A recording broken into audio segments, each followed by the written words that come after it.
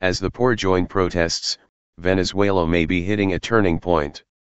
An anti-government protester stands near a tear gas cloud during clashes against Venezuela's security forces in Caracas. Alejandro Segura for The Washington Post.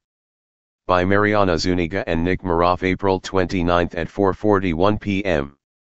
Caracas, Venezuela. In the cramped hillside slums where they once adored Hugo Chavez, hungry families now jeer and bang pots at the man struggling in his shadow, President Nicolas Maduro. Chavez, a master showman who promised his country a socialist revolution, loved to wade through crowds of poor Venezuelans, blowing kisses and dispensing hugs. But when his successor has ventured out in public in recent months, he's been pelted with eggs and chased by angry mobs. Maduro is so different, said Irene Castillo, 26, who lives in El Guarataro, a tough neighborhood not far from the presidential palace. She voted for Maduro in 2013 when Chavez died after 14 years in power. But no one on Castillo's block supports the government anymore, she said. Now, those who remain Chavistas are just the radicals. As the country's bloody, volatile, month-old protest movement hardens into a prolonged standoff between demonstrators and the government, the loyalties of poorer Venezuelans like Castillo have become a swing factor in determining whether the president will survive. The thousands of demonstrators pouring into the streets in recent weeks are mostly middle class, outraged by Venezuela's economic collapse and the government's increasingly authoritarian rule. But Venezuelans from longtime Chavista strongholds are starting to join them, at considerable risk. Residents of Castillo's neighborhood protested openly against Maduro for the first time last week. Tear gas was used during an anti-government protest in Venezuela's capital, Caracas, on April 26. These protests were part of ongoing demonstrations against Venezuelan President Nicolas Maduro. Photo, Alejandro Segura for The Washington Post Irvin Josue Instagram.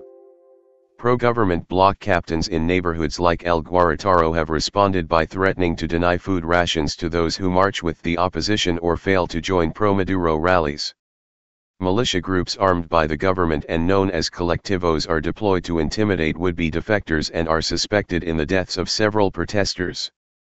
As the confrontation escalates, many other destitute Venezuelans remain on the sidelines, disillusioned with Maduro but unpersuaded by his opponents, or too busy looking for food to join a march. Aside from a military revolt, there is perhaps nothing Maduro fears more than a rebellion spreading through the neighborhoods that long backed Chavez. There are signs it's already happening. Government opponents appeal to Venezuela's military as chaos grows. On several occasions this month, a pattern has emerged in which mostly middle-class Venezuelans and student activists swarm the capital's main highway during the day, while poorer residents stage smaller protests in their neighborhoods at night, some of which have degenerated into chaos and looting. In El Guarataro, where services such as electricity and water are frequently shut off, residents built barricades of flaming debris in the streets last week, clanging pots and pans at their windows to amplify their frustration. Riot police and National Guard troops arrived, touching off clashes in a neighborhood that has long been a solid red bastion of support for the government. The base of the Chavista movement has eroded, and the situation is growing more explosive, said Margarita López Maya, a political analyst in Caracas. There's no bread, but the government continues to insist it has the majority of Venezuelans on its side, so it looks increasingly dissociated from the reality of people's lives. A man carries a cross as he leads a march to Venezuela's episcopate. Alejandro Segura for The Washington Post. The leaders of the Democratic Unity Party, the Big Tent coalition of Maduro opponents, are demanding that the government release political prisoners and move up presidential elections due to take place in late 2018. They also want full power restored to the legislative branch, which Maduro and pro-government judges have stymied since the opposition won majority control in 2015. Maduro has called on supporters to march through Caracas on May 1, International Labor Day, in a show of strength. He depicts his opponents as terrorists who are trying to sow chaos to prepare the ground for a foreign invasion. Venezuela says it will quit the Organization of American States. With the world's largest oil reserves, Venezuela used to be one of Latin America's most prosperous nations. Now it's among the most miserable, tormented by rampant crime, corruption, and staggering government dysfunction. A scarcity of food and basic medicine has left more and more Venezuelans suffering from empty stomachs or languishing in squalid hospitals. The shortages have spread widely but fallen hardest on the poor. A survey by 3 of the country's leading universities found that 3/4 of Venezuelans lost weight last year, by an average of 19 pounds. Aware that mass hunger will hasten Maduro's political demise, the government last year began assigning food sacks to Venezuelans in poorer areas, putting local party activists in charge of distribution. The program is known by its acronym, CLAP, and in neighborhoods like El Guarataro, residents know they could go without meals if they join protests or decline to join government-organized marches. They are afraid of losing the CLAP bag, said Mirlinas Palacios, 45, an activist for the Primero Justicia party of opposition leader Enrique Capriles, who was recently banned from running for office for 15 years. In interviews, several residents of poorer Caracas neighborhoods said they have been warned not to participate in any anti-government protests. They blackmailed us with the bag, said one man in El Guarataro, speaking on the condition of anonymity for fear of retaliation. Pro-government collectivo militants on motorcycles are a more fearsome threat. Phil Gunson, a Venezuela-based analyst for the International Crisis Group, said they function like a paramilitary police force, suppressing potential protests while allowing the government to deny responsibility for their violence. They are a very effective form of intimidation, Gunson said. They openly display weapons on the street, and everyone knows who they are.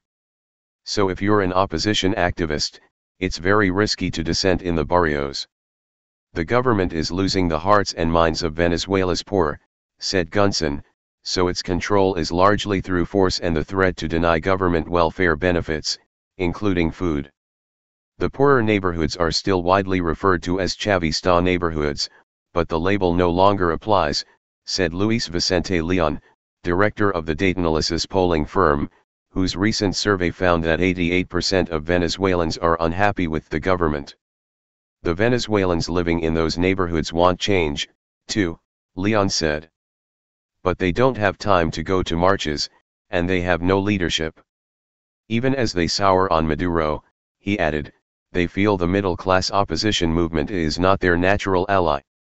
Democratic Unity activists only recently have begun making inroads in Caracas's poorest districts, he said, because it remains dangerous for them to attempt ordinary grassroots political work like knocking on doors or staging rallies.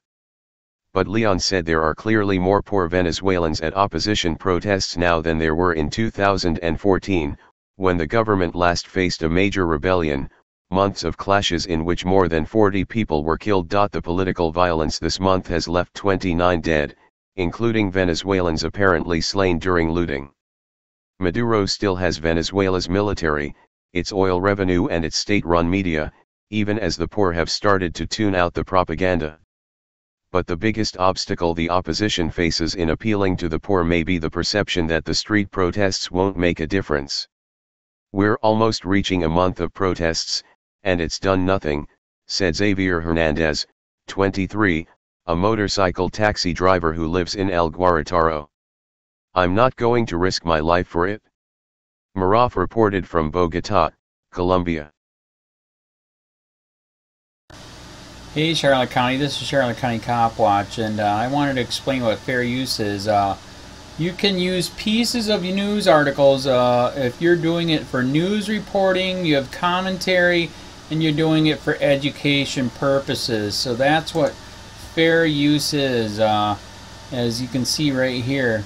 Another reason why I wanted to make this video is to let you know I have just joined with Patreon. A nice thing with Patreon, I make no money on YouTube. They took the money away years ago, and so this is another way to give, and it's a nice thing too because you can give monthly. You can give $1, $5, $10, whatever. I do 4 to 5 hours a day on trying to wake the sheeple up on how corrupt it is and different ways that you can fight the corruption. So Patreon is a way that you can do it, and then of course the old way is still there. Donate to Charlotte County Cop Watch with PayPal or credit card. So keep that in mind. 4 to 5 hours a day. I make no money, but the corruption happened to me, and I'm sick of it. So I'm trying to wake people up. But my wife would love it if some, if we could get some help out there. There's 47,000 subscribers. Just think if each one of you subscribers just gave a, let's say, actually, yes, $1 a month. 47,000 subscribers gave $1 a month. That would be awesome. That's not going to happen. But anyways, that would be great if it did happen. But, do the math in your head. Just think about it. Like I said, 4 to 5 hours a day. I get no money from YouTube. YouTube has gone nuts. You can't do anything anymore. They're taking the money away everywhere. So these are a couple different ways that you can still help out with all this time that I put in.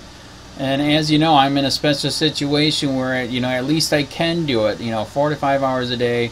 We have a cleaning company during the day. That's what allows me to do this, and we're debt-free. So this is my hobby. I don't go fishing and all that other crap. I try to save the world. So help me out to make the wife happy, man. In fact, if you guys did give $1 a day, and there was 47,000 of you, and you did it, and each of you gave $1, and that was every month, oh my God, yes, I could quit. I could start suing them. Another idea too that we have is, if I got, some funds, we could actually contact everyone that has been ticketed and or arrested and put in jail and start sending them postcards to let them know we're here, and to see if everything went all right, and if it didn't, find out their story. So we could even do more investigations and more lawsuits. Lawsuits take money. So just think about that. 47,000 of you so far right now. $1 a day. $1 a month on Patreon, or $5 a month Patreon, 10, 20, whatever. Just do the math in your head. Help out. This is a lot of work every single day. Thanks.